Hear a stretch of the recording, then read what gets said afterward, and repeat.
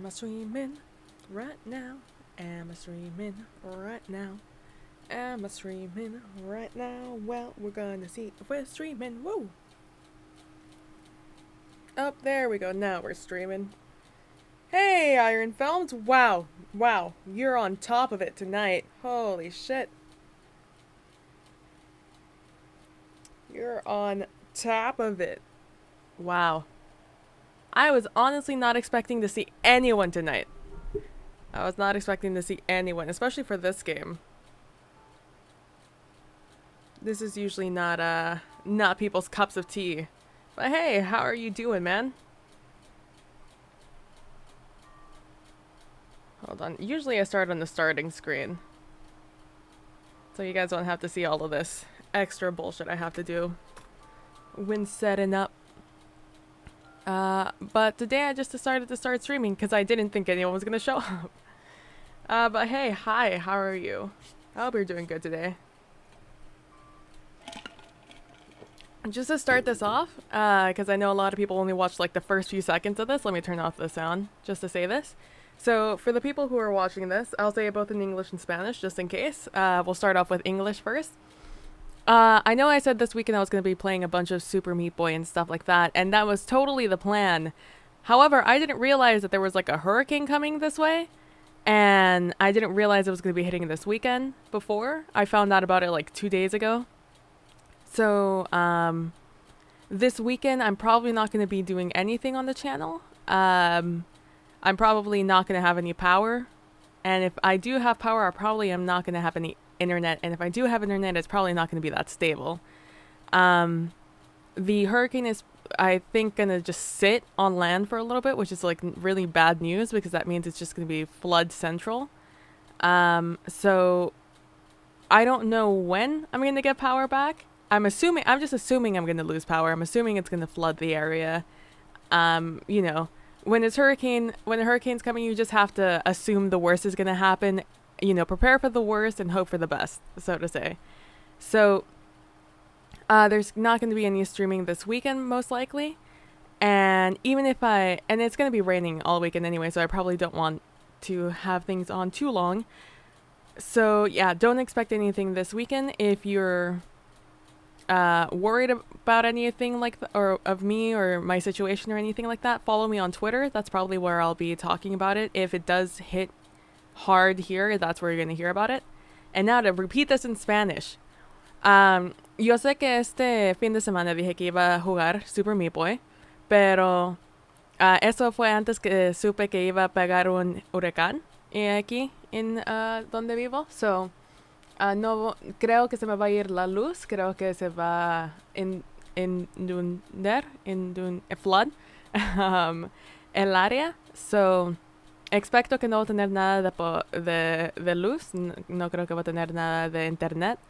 So, o que estás preocupado por mí o cuando voy a hacer otro directo, sígueme en mi Twitter, está aquí en la descripción. Es at pbplaysinside over on Twitter, en el Twitter, o que quieres saber más, ahí es donde de seguro voy a estar hablando de esta cosa. El huracán tiene planes de nomás parar y quedarse quedarse y nomás llover en un lugar. Dice, es malo, malo para nosotros porque chances son que se va a inundar todo el área. So, sígueme en Twitter o que quieres saber más de la situación. Pero para ahorita, let's get on to some Cupid now. So, thanks, Iron Film. So for those of you who don't know, this is Cupid, a visual novel. I'll turn on the sound again. So for those of you who don't know what a visual novel is, basically it's like a book, but you get to make decisions and it's visual. I guess more like a comic book in that case. But it just shows scenes and the characters, and then there's no voice acting over this, so I'm doing the voices as best as I can. This is a fairly darker tone of a visual novel. They're not all like this. This has a darker tone. I've played through this twice already. I played through it once. That playthrough is going up on YouTube. Slowly but surely it's getting up there. Who knows when I'll actually get around to rendering and editing it, but I have finished that run. And the first run, it was like sort of good, sort of bad. It was more good than bad. And then I live streamed the second one, and that was all bad. Oh, sweet. I can't wait to see it, Iron Films, when you start doing it. Let me know when you start doing it. I'll check it out. Let's see. So, yeah, my second run was all bad. I picked all the awful options where the voice mother was just an awful human being. I got to see some scenes and some chapters that I hadn't seen at all. And I saw, you know, the consequences of my actions. So this game has alternate endings. So I got one of the better endings the first time. I got the worst ending last time. And now we're playing through an all good run through. Now this is still a very dark, this is still very dark. And I'm going to put up like a warning when I get to the part where it's like you should not, if you know, like that, if dark stuff like it's not your thing, you know, you'll be warned. But right now it's still sort of okay. It's still a darker theme though, so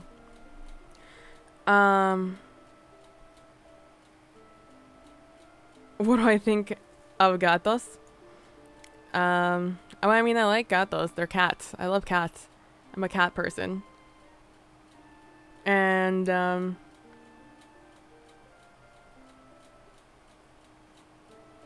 oh, dude, Undertale is on my list. If you guys could see my wish list on Steam, I just checked it the other day, to get, because I throw free-to-plays on there also, just so I don't forget they exist. Because whenever you push, like, yes, I would like to play this free game, it instantly starts downloading it, and then it doesn't add it to your library. So I usually put those on. Oh man, I have a little bit of jelly on here. I just ate a PB&J sandwich. It was great. But, let's see. Gatos. I love gatos. In all senses of the word. Gatos gratos. Whatever that means. Let's see. Undertale is on there, though. One day I'll play it, and I'll do it on stream. Absolutely, I'll play it on stream. I just haven't gotten around to it yet.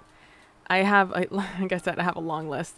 I used to have a series on the channel where I would play all of my, like, indie games that I would get off of Humble Bundles that are probably only, like, 2 to 5 hours long. But, I stopped that one for a little bit, because, I mean, it's not very popular, so not a lot of, incentive to like render those videos for like the hours it would take, you know? So and Subway for a Subway sandwich, lol.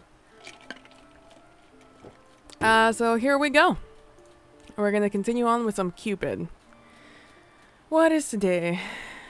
Today is August, not April. August 23rd. Alright, here we go. I can't remember what this one was. Are you gonna tell me? Internet Plus. And tacos. Ah, Chapter 3, Portraits Candle Lit. Shit's about to get real, y'all. Rosa entered the room with a tray of pastries. Oh man, internet, please. Please just hold out. Rosa entered the room with a tray of pastries and a pot of tea. Her duties were finished and she was allowed a bit of free time. She thought of accompanying Catherine for today's piano lesson. Kath, do you want some tea? The girl didn't look her way. She continued to churn out the bitter melancholic sound from her piano. Rosa sighed, her shoulders. I have my fan on in the background. Hold up.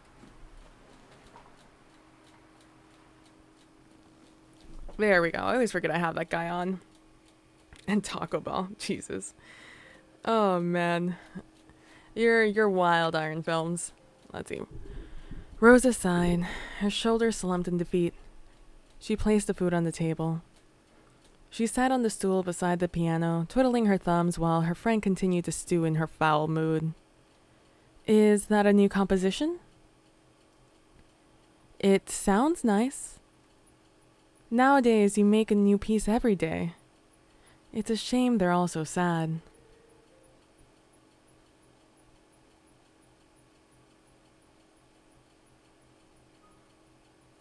Whoa. Chill out with that kind of talk.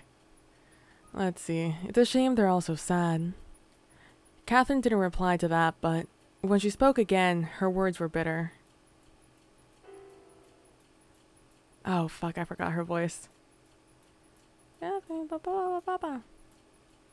to be a little bit older, though. I saw them again, those degenerate louts. No shame at all. Kath. All right, consenting damn adults and all that. At least have the decency to close the door. Sometimes I dare say they want to get caught. When I walked in on them this morning, eating each other's faces, they had this look on them. Like they were daring me to say something. Oui? Do they want my applause? Very nice techniques, sire. I very much like the way you swapped spit with my sister. Great tongue action. Très merveilleux. I swallowed that word so badly. And he even has the gall to speak to me? Be a dear and put them on the table, Catherine, he even said. Like I'm a soft-headed giggle mug of a maid. He wanted me to get annoyed. I just know it. Well, fishy I am. Catherine turned to the tea and pastry, stuffing the buttered bread into her mouth. Easy there. These damn things. These damn delicious things. She said the last part angrily, as if she blamed her troubles on the food's relish. Rosa giggled in spite of herself. Catherine wiped her mouth in mock anger. What are you laughing at, wench? It's almost comical to watch you eat when you're angry, Kath. You're like the giant monsters that attack defenseless towns in horror books. Oh, yes? Catherine made sad, tiny squeals and picked up another piece of bread. No, no, please spare us! She adjusted her voice and boomed out a roar. The Cathronian monster of the deep doesn't show mercy to anyone!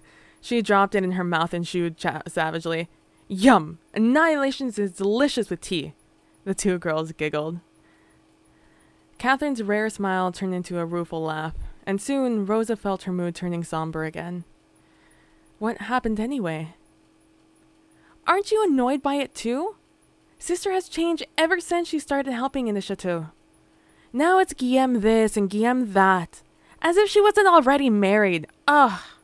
She doesn't even care that people are talking behind her back. They're calling her a two-timing slut now. I'm tired of running around picking fights with gossipers. She hasn't even visited home for a long time. Father misses her a lot. He always asks about her. Father had worked so hard all these years just to give us a comfortable life. Now he is sick and all she cares about is that dastardly Marquis. Rosa shrugged. I am a little bit annoyed, but I guess I've gotten used to it. Their lives are their own, Kath. She didn't dare divulge more than that to Catherine. But it was partially true. I like Guillaume. He's a nice friend, but I love my sister. If they want to stay together, then why not fix this and have at it? But what irritates me to my damn snatch is the way they are with each other. Catherine recently found the use of expletives endearing in her speech. Rosa hoped it was a phase. They're fucking miserable. Any halfwit can see that. Yes. I've told Emily time and time again to smarten up. She's hurting a lot of people, including herself. But as if she would listen to her 16-year-old brat of a sister. Even Guillaume is depressed. I can tell. Remember when he used to come and visit us here to have tea? Or when we used to have picnics in the afternoon? We used to run around chasing rodents in the garden. You ran around. We just watched you get dirty, actually. That is very true, you nitheads. Back then, it used to be fun visiting the chateau. Nowadays, we barely even see him. He just stays in his bureau all day brooding. It is something adults subject themselves to, like a torture ritual. I really don't understand why two people are clearly unhappy. Nope, that was wrong. I really don't understand why two people who are clearly unhappy keep at it. Rosa did understand. At least some part of her did. She couldn't exactly explain how pain and love worked. All she knew was that it had something to do with an absurd, obsessive amount of hope. She felt Mother tugging at her mind. She loved Mother so much. Living with the Parides gave her ample comparison to her former life. She had finally accepted that Mother was, cruel. And yet, Mother still gave her love and kept her from wanting. Was that crazy? Perhaps it was the only love she needed. Perhaps it was what she deserved. I still haven't changed it to say, this still says I'm playing Super Meat Boy. Hold up. Cupid. A free-to-play visual novel. There we go. Let's see. Oh, okay. No, shit. Go back. Rosa shook the thoughts out of her mind and just shrugged. I know you are just worried about your sister, Kath, but they will figure it out. Humans learn. Look at you all profound and shit. You read any good books lately? Just the riveting account of the Ugly Duckling and Baa Baa Black Sheep. Ah, the classics. I don't know how you put up with it, though. I hate reading words. In order to write, I have to learn how to read first. I want to write. Why would you want to do a dastardly thing like writing? Why would you want to hit some crazy strings until your fingers bleed? The two friends laughed again. I want to remember things. I want to write them down. But most of all, I want to feel the way you do when you play the piano, Kath. Oh? The way you look when you play, your passion and bliss in musical form. It feels like love, like magic. You inspire me to do something fulfilling and grand. Well, I'm sure you will. Hey, why not write a play one day? Oh? Let's do it! You write an amazing play, and I shall provide the music. We'll travel around the country and perform. We'll make lots and lots of money and gain lots of followers. We shall be known as the Parade Caravan of Wonders. Parade? Are you sure? Puns are the best! Trust me. That sounds darn batty, Kathy. Ugh. From this day forward, no one is allowed to call me Kathy ever again. The sound of a knock interrupted their giggles. Catherine, it's... I can't remember what her voice is. Catherine. No, I do remember, I just can't get it. Catherine, it's me. I need to discuss something important with you. Frustrated, Catherine pouted at the sound of her sister's voice. She turned to her piano and began to pound a sarcastically happy tune. Rosa stood up to open the door. Hello, Rosa. Madame? She had seen a little of the older parade sister recently, and it astounded her how old she had begun to look. Her once radiant face looked tired and harrowed, almost crone-like. Under her eyes hung huge bags, and yet she still looked quite dignified, full of pride and pomp. There was extra rogue on her skin, and her demeanor was elegant. It was as if pride was her only source of nourishment these days. Do you mind giving Catherine and me a moment of privacy? Rosa gave a small bow. Of course not, madame. Rosa gathered her nursery books and squeezed Catherine's shoulders before stepping out of the room. Rosa entered the quiet room of the library. She was about to approach the table when she noticed Guillaume already occupying a seat. I mean, yeah, I'm reading what you're saying. Granted, a lot of what you're saying is a lot of, gibberish. But yeah, I'm reading what you're saying. Whenever you see me glance down, I'm looking at chat. Because it's down here, and what I'm playing is up here, so you'll see me move my head down every once in a while. But yeah, I'm reading it.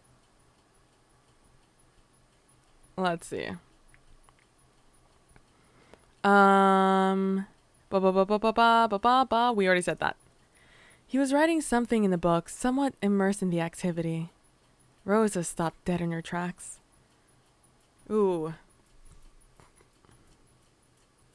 This one's the happier one. What are you even doing just standing... that's not her voice. What are you even doing just standing there? He is going to see you. Leave now while you still have a chance. Alright, mother, maybe you're right. Unfortunately, Guillaume lifted his head and saw her by the door. I mean, it's a library, so it's sort of the quiet room. Oh. Hello, Rosa. Rosa took a step back. Maybe it was best to walk away as if this were a mistake. But wouldn't that be rude? He had already seen her after all. But she had never been alone with him. It was just too awkward. Well, Why not just go in? It was going to be fine. They had conversed normally before, yet that was because Catherine had already was always around to disperse her awkwardness. Now I look like an idiot. Guillaume watched her pace in front of the door in amusement.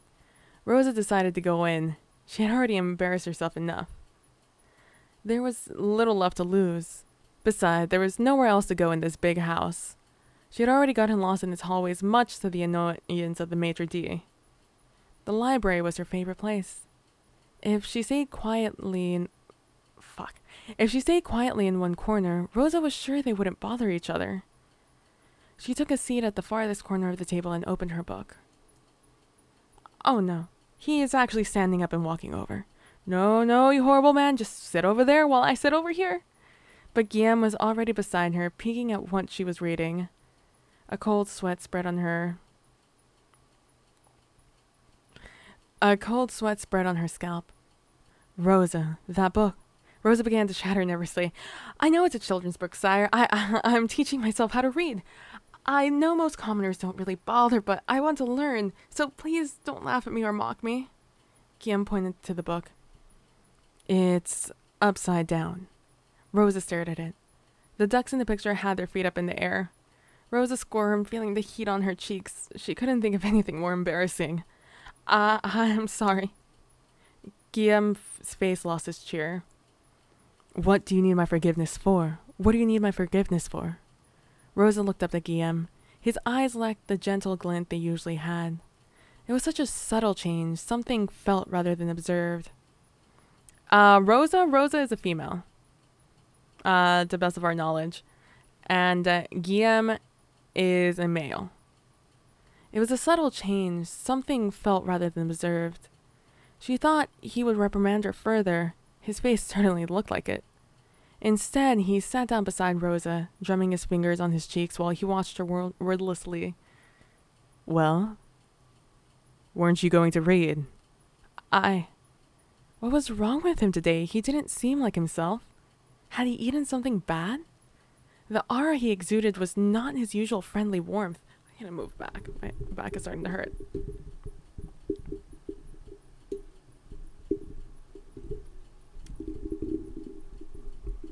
Well, we've already established earlier in this story that he is in fact at least bisexual. Having affairs with either man or woman. Really, probably pansexual. He probably doesn't give a fuck. Let's see. The aura he exuded was not his usual friendly warmth. Yet, it wasn't particularly wicked. The look on his face just read, slightly and eternally miffed. Rosa turned the book upright and read the words aloud. That is the U with a short sound. It is pronounced like this. Ooh. Guillaume made the sound, his face still in his lazy stare. Rosa nodded and continued. Her nerves were frazzled, but she was actually at ease with his presence. She felt like a child being taught by their parent.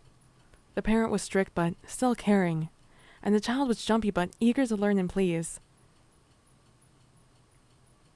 Most of all, he would not hurt her for her mistakes. Rosa was almost sure. There lived. It's the past tense of live. Why do we change it? It is a rule of grammar that... Grammar? Guillaume narrowed his eyes at her. Do you even know your alphabet? Rosa shook her head. You should start there. Guillaume rose from his chair and disappeared amongst the shelves. He left behind an old thick book covered in green felt. This is what he had been writing in earlier. It looked tattered and worn. The last pages laid flat on its side so that the book didn't close properly. Rosa reached out to peek at the cover when, You are not to touch that. Rosa's whole body froze at the sound of Guillaume's warning. Guillaume's stare followed her, even as she whispered numerous apologies under her breath. I'm sorry. Guillaume just rolled his eyes. You are always seeking forgiveness. You are always seeking forgiveness for everything. Am I? I'm sorry. His hand struck the table in front of Rosa. In the quiet library, the sound rang uncomfortably in her ear. When she looked up, Guillaume's face was looming severely above hers. He moved closer to her, his eyes fixed on her intensely. Rosa's mouth hung open. She struggled to say something, but her words were like burning ends of the matchstick. Before she could even compose herself, she felt Guillaume's hand lift her chin. Rosa's heart thumped loudly in her chest. Please don't, not you too. She felt his breath on her face, and her heart sank into despair. Mother's voice resounded in her head. In the end, they are all the same. He's like everyone else. She shut her eye and prepared herself for the worst, like she always did when... Then she felt her face being turned from side to side. She opened her eyes to see her eye to see Guillaume studying her face like a textbook. You are a fairly attractive girl. Why do you carry yourself as if it is a slight? He lifted the hair that hid her damaged eye. Rosa clenched her teeth. Is it because you were hurt before? He said it so matter-of-factly, like he was stating that the sky was blue. Rosa recoiled from his touch. No? I did that to myself. I wasn't talking about your eye. He placed a book on the table. It was a thin pamphlet filled with letters.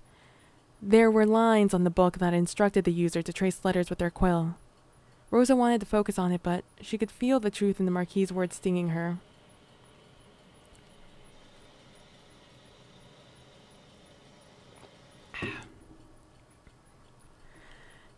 It was the way you went limp when I touched you. Next time, I advise you to fight back. If you don't want to be touched, then you don't have to be. Do you understand this? But I am weak. Says who?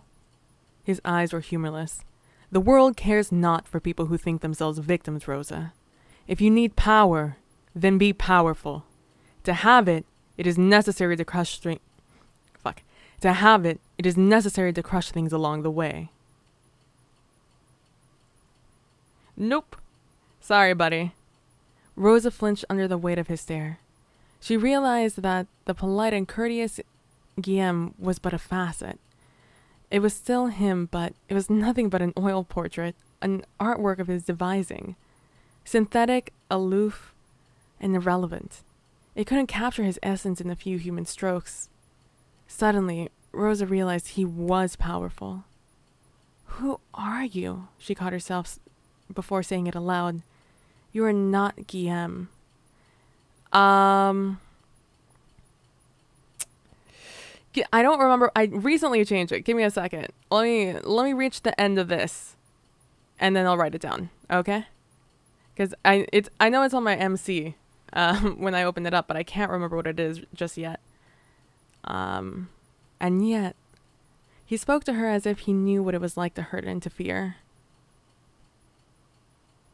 If you don't start acting like you own yourself, then people will not hesitate to take everything. He laid out the rest of the books he had brought out. One was an activity book for children. It had a picture of a child holding an apple with an arrow stuck in it. Another was a book of limericks. The other two were thicker books that intimidated her. She would come to know them as Hamlet and Paradise Lost. But the one that caught her eye was an ornately designed book. It had a beautiful red jacket with delicate gold trimmings lining the corners. The gods and goddesses of Roman mythology. This would be her favorite book, her treasure, and she knew it like love at first sight. These books are yours. Take them with you. Read the thin ones first, and then gradually build your vocabulary with the thicker ones. Rosa ran her hands over the skin of the red book. She opened the cover gingerly, as if carefully unwrapping a present. Thank you. No thanks needed. I simply showed you some book from a portion of the library you weren't aware of. You are still so generous, even if you are like this. Like what? That. What? Somewhat irritable? Guillaume didn't reply, leaving an awkward silence lingering between them. Then he gave a giant laugh that made Rosa jump out of her skin. I do look damn irritable, don't I? Why?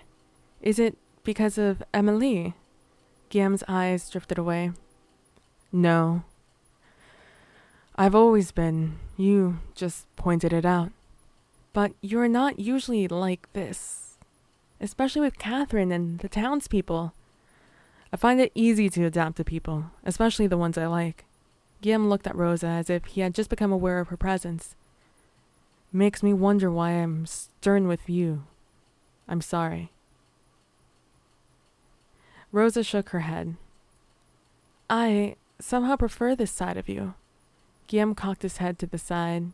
He brought out the green book that Rosa noticed earlier. See you later, Iron. This is called a journal. When you learn to write, start one. What is it? Something you can use to remember yourself when you've forgotten. Does it work? It used to. Nowadays, not anymore. Oh. The act itself is the only thing I remember. Now. Let's start with your vowels. A scream pierced the halls of the chateau. It was Catherine. Guillaume sprinted to the door with Rosa not far behind. Do I have to click on that again?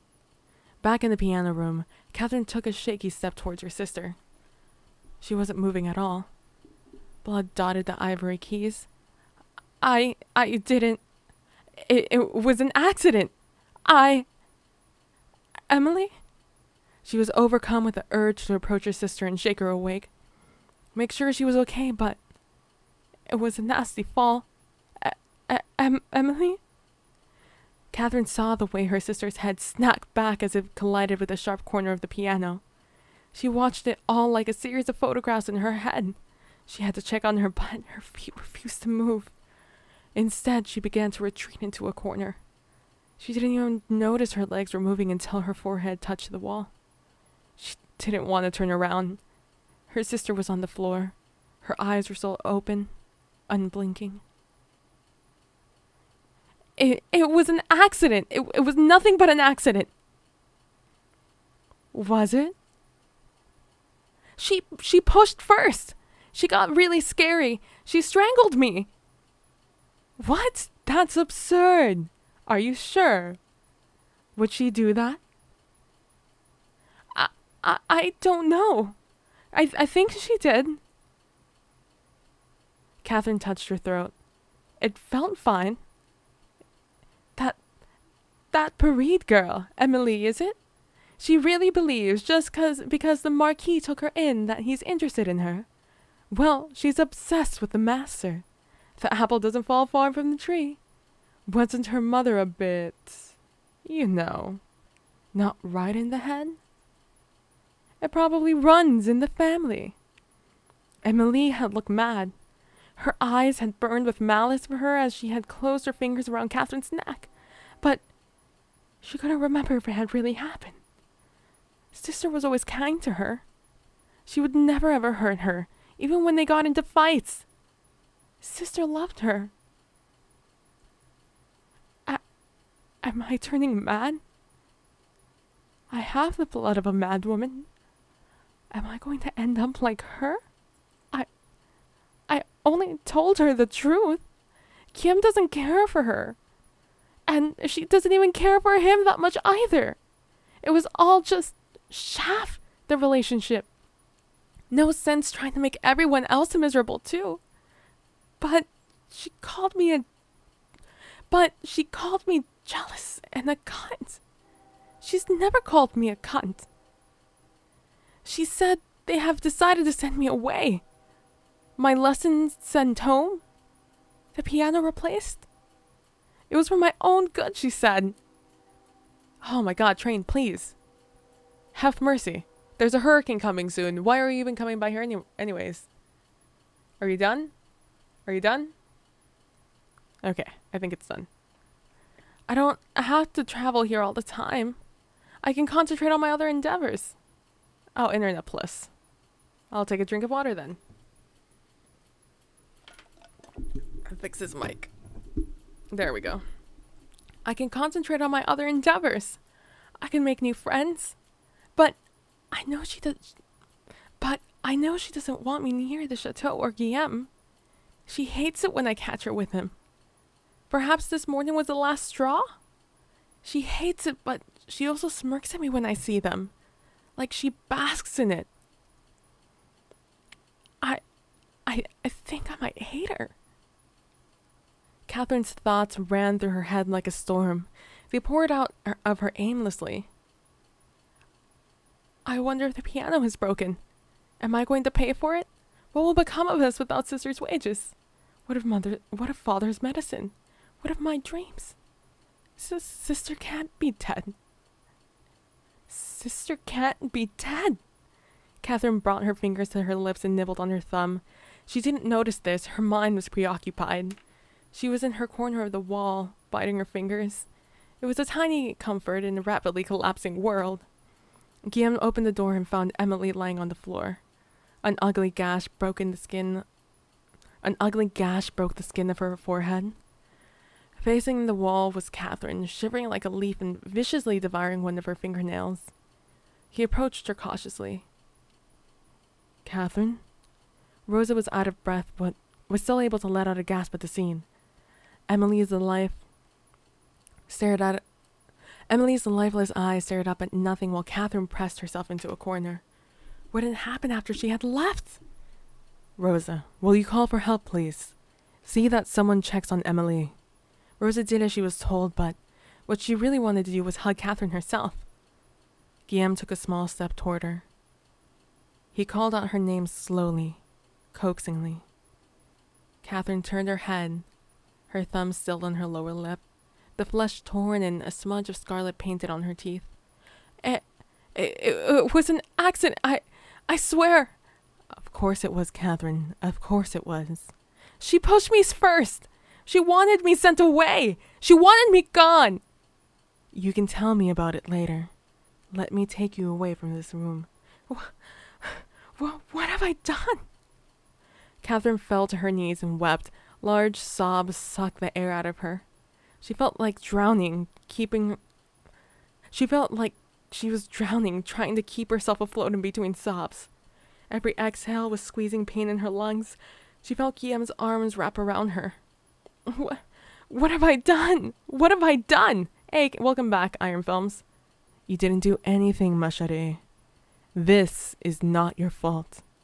There was a bitter bulge building up in her throat, and she felt that no amount of crying could push it back down. What am I going to do? Father is... Sister... I'm so scared. Guillaume's arms wound tighter around her, and she clutched onto his warmth in this vast sea of fear. You don't have to be. I will always be by your side. Catherine, I will take care of you and your father, all right? You don't have to worry about your future. Her tears soaked his shirt through, but the squeezing in her chest felt less painful. Why? Why do you do this? Why do you care so much for me? Guillaume's brows furrowed as if in confusion that she even asked. I just do. It was a boldly stated fact, as if painfully obvious, as if Catherine was a fool for not knowing it. It made Catherine's heart expand in her ribs. When she looked back, she would recall this as the moment she fell in love with him. The look in his eyes was reassuring and strong. She wasn't alone. She was going to be all right. Let's get you away from here. He supported her arms and stood her up, careful to block the view from her sister from her eyes. He led her to the door. Catherine hated how fast her relief came. She was still drenched in sorrow at her sister's death. Her father would not take well to the news, especially in his health. But she was all right, and she hated it. Rosa was with her. She didn't have to leave her piano, her dreams, him. Nothing had to change. And most importantly, she hated the voice that came whispering in her head over and over again. Thank goodness she's dead. Thank goodness.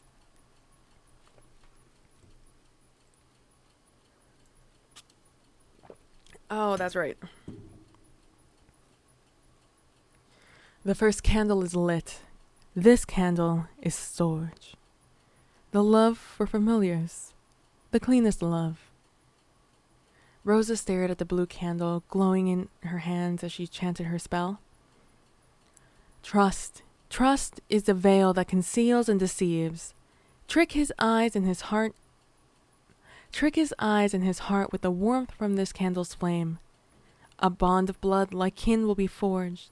Weave this trust so his tongue will yield what is sought. What is sought. Rosa stood by Catherine's tomb, nursing memories of her. The soft wind lightly blew her hair. It reminded her of Catherine and her playful ways. Tears sprouted from her eye. Even the wind. No, we're going for the nice one. Console her. I am always here, my love. Loss will always hurt. But you love Mother the best, don't you? Yes, Mother. Then you are going to be fine. I will never leave you like Catherine did. Rosa. Guillaume's soft voice came from behind her. Rosa glanced at him in acknowledgement. He stood quietly beside her for a few moments, but ventured to speak. Have you thought about my offer? My house is always open to you. Remember that. I'm sorry for my outburst back then. It's nothing. The wind played around their feet, and Rosa pictured Catherine as part of the breeze, playful and free. She was free from the pain and confusion that plagued her in her last days. They stood beside each other in solemn reverence. Finally, Rosa broke the silence. She was my family. I was in pain before she came along. I didn't know any better. She gave me hope. She was bright like a flame. When I close my eyes, I can still see the imprint of her light in the darkness. I can feel her warmth. A star. They didn't speak again for some time. Guillaume cleared his throat. I was an orphan too, much like you. I know what it feels like to lose too much. I wandered for a long time before I found anything to live for. Were you alone? Sometimes. Rosa nodded. Did you have family? Guillaume shifted uncomfortably. No, they, left me behind. I never knew them. Much of my memories of it is blurred. I was taken in by kind people once before, but... Guillaume sighed, and Rosa observed a certain disquiet in him. I didn't belong. But you have no difficulty mingling with people. I think of that as a necessity rather than a preference. But either way, it can be quite tiresome after a while. Things don't last. I don't know why I'm telling you this. I am making the mood worse. I'm sorry. I don't mind. Guillaume had never opened up to her about his past before, and it worried Rosa how little she actually knew about him. Anyway, would you like to go around town? I'd very much like to take you someplace more cheery. How about our favorite spot? Guillaume smiled with understanding. The pair traveled up a hill at the edge of town. There, the view overlooked the quaint village. The sunset painted everything in pink, in the pink glow of dusk, of endings. It is always so beautiful here. They used to spend time in the grassy knoll, the three of them. It was their own little hideaway. Memories of the past crept up on every corner. The ghost of laughter echoed in the wind. Rosa touched the trunk of a small tree they had carved their names on. So many fond memories. Rosa, I want you to have this. I want you to have this. Guillaume took Rosa's hand and placed an item in her palm. It was a simple silver locket, She looked up at him questioningly. Ah, damn it. I've had that for as long as I can remember. One of my remembrances of the past. I can't take this. You must. You need it more than I do. But it's old. The locket doesn't even open anymore. I don't know why I've held on for it so long. I can't even remember how I came to have it, but it comforts me. Maybe it will have the same effect for you. This is your treasure, Guillaume. It feels wrong to take it. On the contrary, I believe you must have it.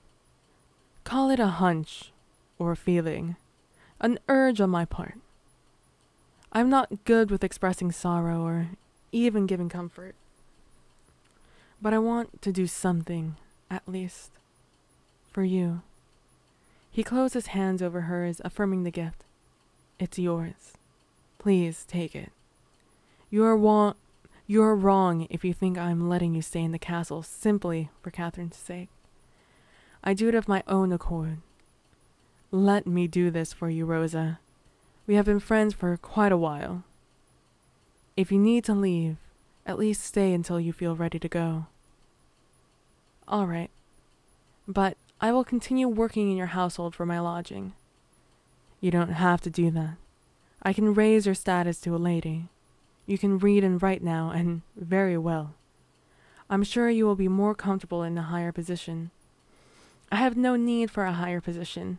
Just free access to your library. You have come a long way from the shy girl back then, Rosa. Watching you grow has been a pleasure. Yes, the library is yours. They were quiet for a while, only conversing through looks, smiles, and tiny sighs. Rosa realized that she had been holding on to Guillaume's hand all that time. She broke off from his hold, rather embarrassed. We should head back. You're right. It's getting quite late. Guillaume walked over to the carriage to get it ready. Excellent, child. Being a maid of his house will give you a free access to the rooms. He entrusts you completely. It seems that the candle worked. I guess so. Rosa looked at the silver necklace in her hand. She fiddled with it, trying to open the lock.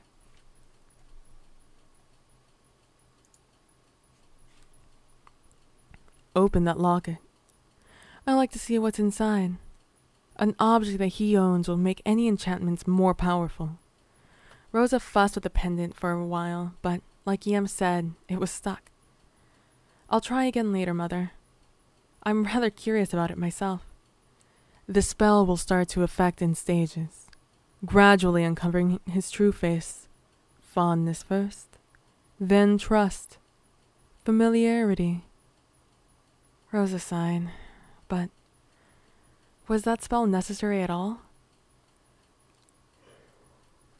Didn't she already have that with Guillaume? Rosa bit her lip, remembering the warmth of his hand. They had known each other for a long time. It was rather comforting to have someone to mourn with. However, Rosa did find it strange that Guillaume rarely even mentioned Catherine anymore. It was as if he was shedding her off like a skin. Again, the taste of blood in her throat resurfaced. The memory of the needles made her stomach lurch. Since her friend had died, the Marquis had begun spending all his hours locked in his office. He barely showed himself socially, rarely even attended meals. But they were casting a powerful spell, something that might harm Guillaume.